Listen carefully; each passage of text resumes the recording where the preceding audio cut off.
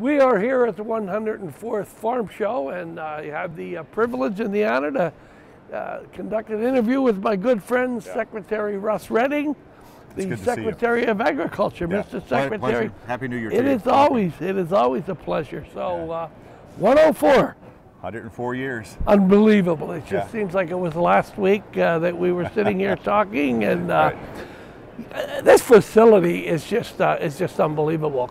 Can you talk a little bit about the facility? I mean, I can't imagine that there are a lot of facilities that could host an event like this. Well, there's not another facility that is as versatile as this one, right? It's got 3 arenas, right? You can do the equine arena, small livestock, and all of the entertainment, rodeos at the same time, in addition to the classroom space, to the show space. So the food, there are facilities of fairs and expositions, but nothing this versatile. It's 1 million square feet, $100 million worth of investment to make it sort of what it is. But we're proud of it. 300 shows a year, by the way, come through here.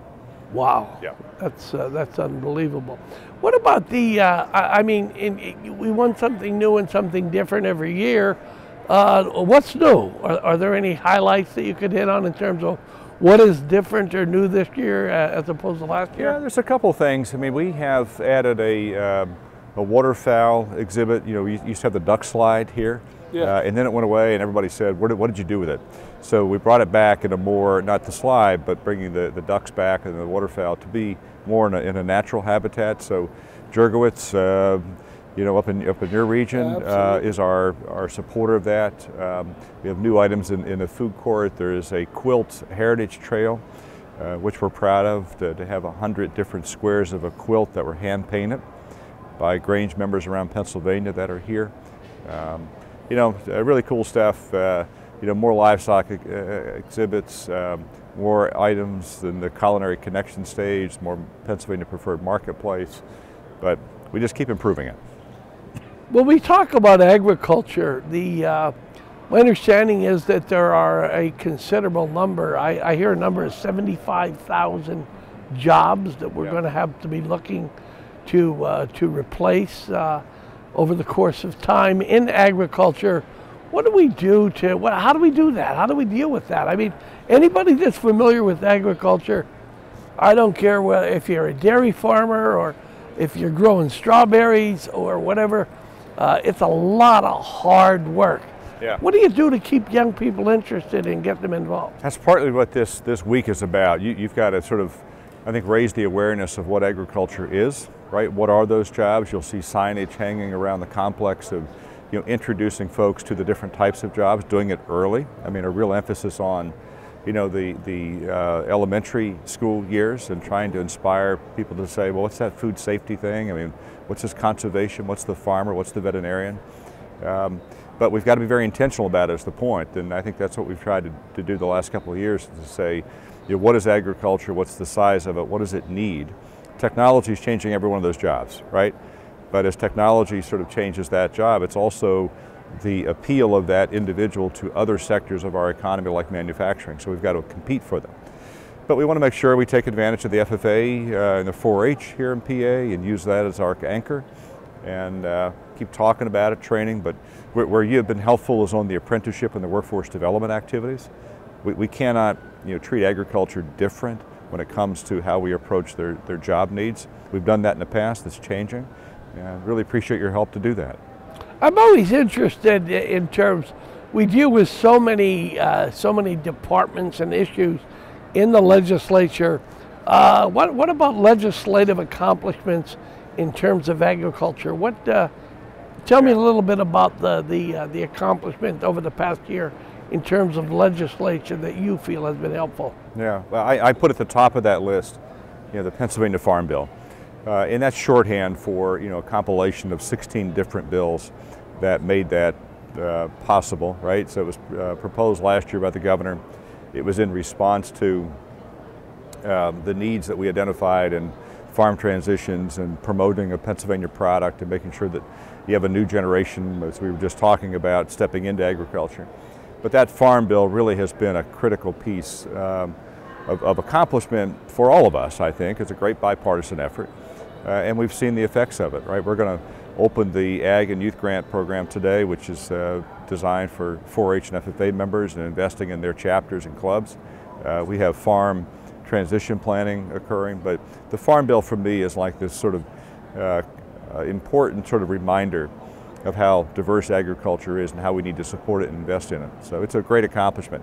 The second one I would say, we got 2 years ago, we did the Ag Ed Commission, right? And that commission is really a partnership between Department of Education and Agriculture. And us working together for the furtherance of FFA and ag science programs in Pennsylvania. Those two, I think, are really game changers for Pennsylvania. One of the topics, or one of the things that I've always really have a lot of questions on. I know that we in Pennsylvania we launched the hemp program. Yes. And I don't know that we, including myself, I want to learn more about it. First of all, how is it going? And second of all, the commodities that it's used for. Because when we hear hemp, I think a lot of people it doesn't sink in terms. Can you help me out there? Well, we were a major producer of hemp until about 1937, and then the federal prohibition.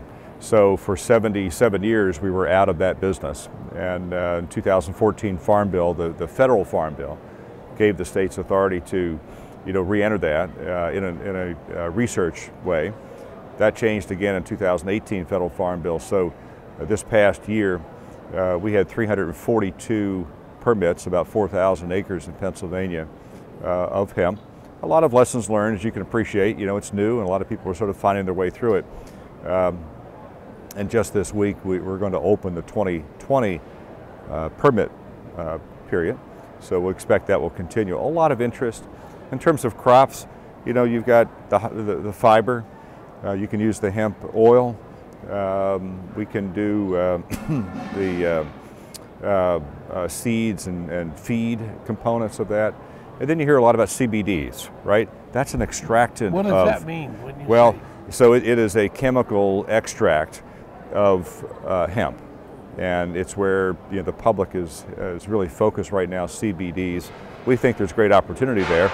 There's still, however, a need for the Federal Food and Drug Administration to give some guidance on what are the legal boundaries with hemp.